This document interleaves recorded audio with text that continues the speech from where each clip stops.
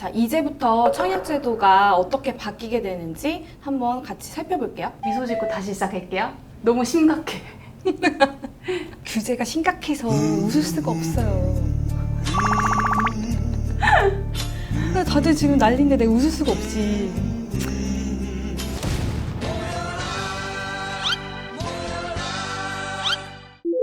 청아! 여러분 안녕하세요. 여러분의 청약을 참견해드리는 전지적 청약 시점 전청시입니다. 저희가 전청시 영상을 한 달에 한 번꼴로 찍는데 그때마다 지금 추가 대책이 계속 나오고 있거든요. 대책이 또 달라졌어요. 여러분들 이거 좀 헷갈리실 수 있을 것 같은데 청약 매니저인 저도 계속 바뀌니까 좀 헷갈리거든요. 지금부터 청약이 어떻게 바뀌는지 알려드릴 테니까 저희 전청시 영상 채널 고정해주세요.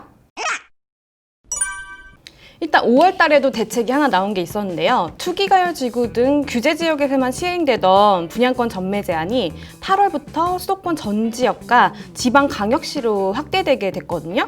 그래서 이들 지역에서도 전매가 소유권 이전 등기할 때까지 금지가 되는데요. 8월부터는 수도권 전 지역에서 전매가 묶이게 되니까 수도권 비규제 지역에서 단기로 전매해서 시세 차익을 보려고 하셨던 분들 조금 이제는 어려우지 않을까 하는 생각이 드네요.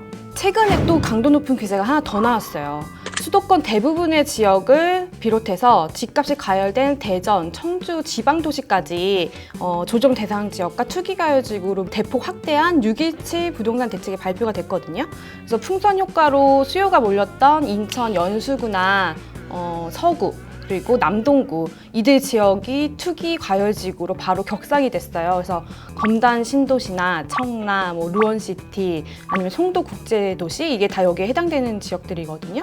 여기서 그 청약에 당첨되셨던 분들 아마 혼란스러우실 것 같다는 생각이 들거든요. 왜냐하면 투기 과열지구나 조정 대상 지역으로 지정이 되게 되면 그 잔금 대출 때 대출 한도가 줄어들어요. 주택담보대출을 이제 받게 되면 6개월 이내에 전입을 해야 한다는 의무 조항이 또 하나가 새로 생겼거든요.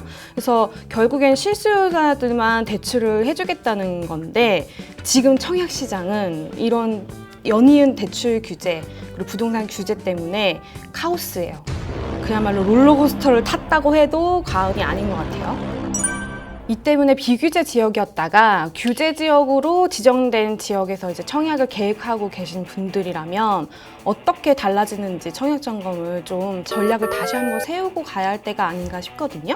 특히 이제 비규제 지역이었다가 투기가열지구로 지정된 지역이 인천, 서구, 남동구, 연수구 이렇게 세 군데가 있고 대전에도 네 군데가 있어요. 동구, 중구, 서구, 유성구. 이들 지역 같은 경우는 이제 주택담보대출 비율이 기존의 비규제 지역이었을 때는 70%였거든요. 근데 이제 투기가열지구로 지정이 되면서 40%로 하향 조정이 돼요. 그리고 조정 대상 지역인 경우에는 50%로 하향 조정이 되고요.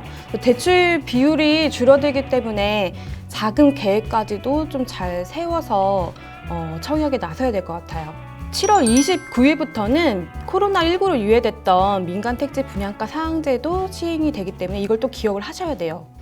정리를 해보면 6.17 대책으로 좀 이제 규제 지역이 확대가 됐잖아요. 그리고 8월부터 전매 제한이 수도권 전 지역, 지방광역시까지도 확대가 되고 분양가 상한제도 시행을 앞두고 있어요. 그래서 하반기에는 이런 규제가 시행이 되면서 실수요자 중심으로 시장이 좀 재편이 될 것 같아요.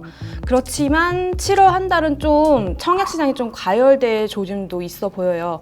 왜냐하면 건설사 입장에서는 분양가 상한제 적용을 받으면 아무래도 분양가를 높게 책정을 할 수 없으니까 규제가 시행되기 전에 분양을 서두르려고 하고 있거든요. 그래서 7월 한 달 동안에 이후에 분양하려는 것들까지도 좀 땡겨가지고 분양하는 좀 물량들이 많이 나오다 보니까 7월에 건설사들 물량이 좀 많이 쏟아질 것 같아요. 그리고 이런 전매 제한이나 분양가 상승 전에 막차를 타려는 청약 수요도 좀 있고요. 그리고 청약 가점이 낮은 사람들의 경우에는 이제 8월 이후에 분양가 상한제 시행하게 되면 좀 경쟁에서 불리할 수 있거든요. 그래서 규제가 시행되기 전에 경쟁을 피해서 7월에 청약을 하려는 수요도 좀 되는 것 같아요. 근데 반면에 분양가 상한제 시행을 기다리는 대기 수요도 상당할 것으로 보입니다. 분양가 상한제가 시행되면 이제 아무래도 분양가가 좀 싸지잖아요. 그래서 가점이 높은 청약 수요들은 이때를 기다리고 있었던 거죠. 그래서 8월부터는 좀 가점 높은 청약 수요들이 몰리면서 인기 지역이나 뭐 인기 단지 같은 경우에는 좀 경쟁률이 치열해지지 않을까 하는 예상을 할 수가 있고요. 허공에다 대고 얘기하는 거 못하겠어. 제대로 하고 있는 거야?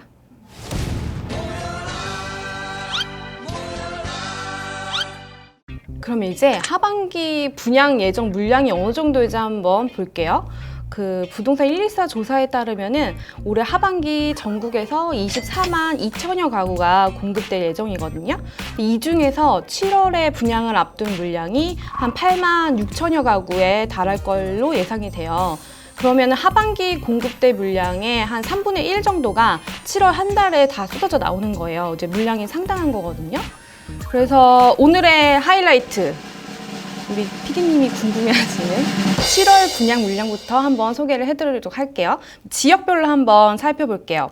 서울은 그 재건축 재개발 아파트 물량이 좀 많아요. 개포주공 1단지가 드디어 일반 분양을 앞두고 있습니다. 총 6,702가구로 재건축되는데 단지명이 DH 퍼스티어 아이파크라고 하네요. 그래서 분양가 상한제를 피해서 1,235가구가 7월 초에 일반 분양할 예정이고요.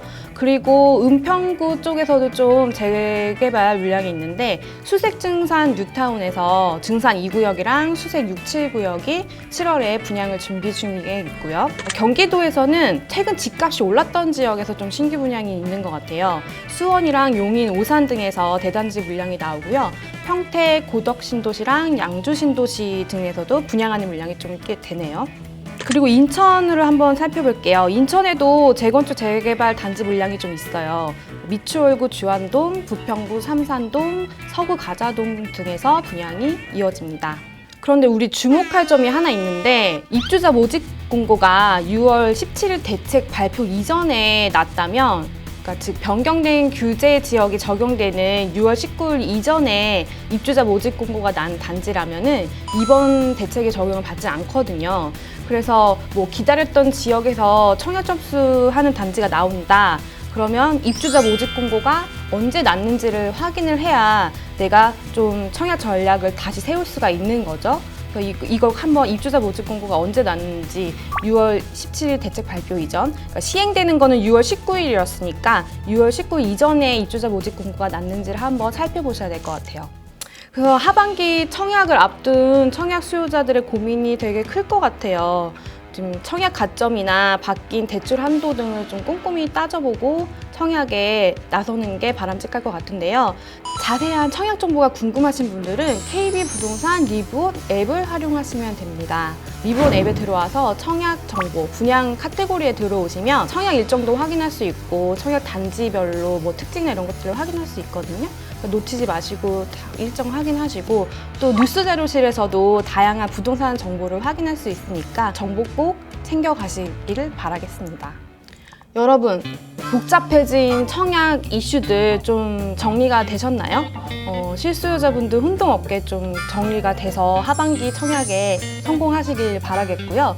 오늘 영상이 도움이 되셨다면 구독과 좋아요 눌러주시고요. 저는 청약 매니저였습니다. 여러분, 다음 영상까지 청하.